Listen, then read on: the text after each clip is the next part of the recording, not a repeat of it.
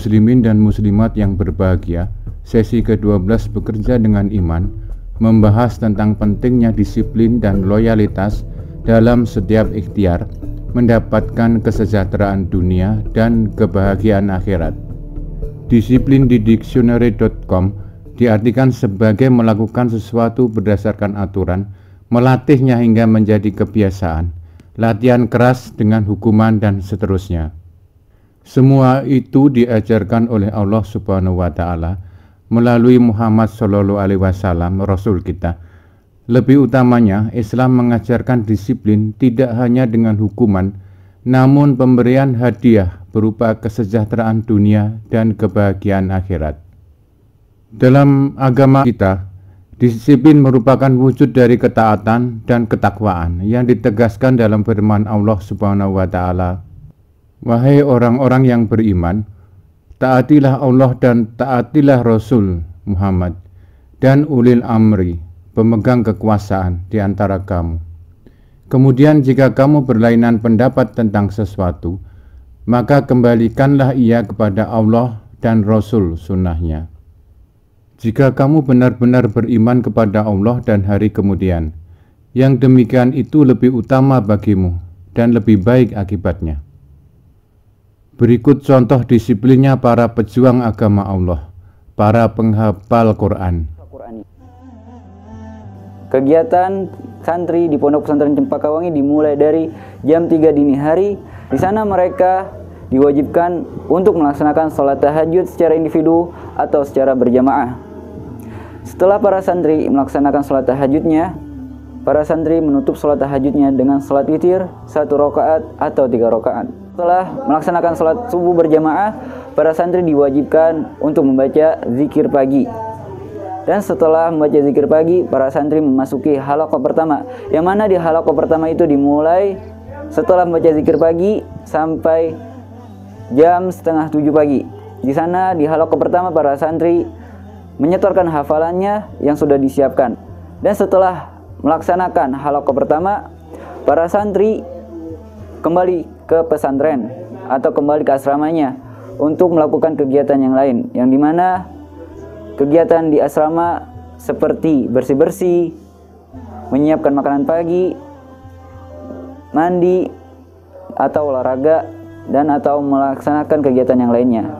Dan setelah jam 8 pagi, para santri memasuki halaqah yang kedua, yang mana seperti halaqah yang pertama, di sana para santri menyiapkan hafalan Qur'annya dan menyetorkan hafalan Al-Quran yang sudah disiapkan. Dan pada jam 10 pagi, para santri diwajibkan untuk melaksanakan sholat duha. Dan setelah mereka melaksanakan sholat duha, mereka baca Quran sampai jam setengah 11. Dan ketika jam setengah 11, di sana para santri kembali ke asramanya untuk melakukan kegiatan qailulah, yang di sana qailulah mereka tidur siang diberikan waktu sampai azan zuhur berkumandang. Di halaqah ketiga dimulai dari jam setengah 2 dan diakhiri pada azan asar berkumandang. Dan setelah melaksanakan salat asar berjamaah di masjid, para santri diwajibkan untuk membaca zikir petang. Setelah para santri membaca zikir petang, para santri memasuki halaqah yang keempat. Pada kegiatan ba'da isya, para santri kembali lagi ke asramanya untuk melakukan evaluasi, yaitu yang mana di sana evaluasi untuk hafalan dan evaluasi kegiatan pada hari itu. Dan setelah para santri melakukan evaluasi, para santri diberikan waktu untuk murojaah sampai pada pukul jam 9 malam. Mereka dilatih untuk selalu taat, disiplin mengikuti arahan musyrifnya dengan jadwal yang ditetapkan. Para penjaga Al-Quran ini mempersiapkan dirinya dengan kesadaran tinggi untuk menjadi manusia yang siap menjalankan kehidupan dunia dengan kekuatan Al-Quran yang telah dihafal dan dihayatinya, mengikuti firman Allah sebagai berikut. Dan carilah pahala negeri akhirat pada apa yang telah dianugerahkan Allah kepadamu. Tetapi janganlah kamu melupakan bagianmu dari kenikmatan duniawi dan berbuat baiklah kepada orang lain, sebagaimana Allah telah berbuat baik kepadamu. Dan janganlah kamu berbuat kerusakan di bumi, Sesungguhnya Allah tidak menyukai orang-orang yang berbuat kerusakan. Dengan niat yang kuat dan disiplin menjalankan jadwal yang telah ditetapkan, target yang direncanakan akan tercapai dengan pertolongan Allah Subhanahu wa Ta'ala. Para santri di Pondok Pesantren Cempakawangi, mereka memiliki targetnya masing-masing. Contohnya mereka memiliki target harian, target mingguan, dan juga target bulanan. Para santri diwajibkan untuk menyelesaikan target yang sudah mereka tentukan masing-masing. Contohnya mereka mempunyai target harian yang sebanyak 1 lembar, 2 lembar, 3 lembar. Dan pertama sih penting niat dulu ya. Niat kita untuk apa menghafal Quran, apakah karena Allah atau karena orang lain. Yang kedua ya karena itu, karena usaha, karena disiplin dengan tekad yang kuat, maka insya Allah dengan sungguh-sungguh kita bisa menghafal Quran dengan baik dan benar. Demikian juga disiplin diperlukan untuk menjalankan usaha dengan jadwal yang telah dibuat untuk mencapai target yang ditetapkan. Dalam setiap amalan atau usaha, ketaatan ini mendapat hadiah dari Allah berupa keberuntungan. Apabila telah ditunaikan salat, maka berterbanganlah kamu di muka bumi, dan carilah karunia Allah, dan ingatlah Allah banyak-banyak, supaya kamu beruntung. Jika kita disiplin, terutama dalam hal ibadah, maka Allah akan memudahkan jalan kita dalam mencari rezeki.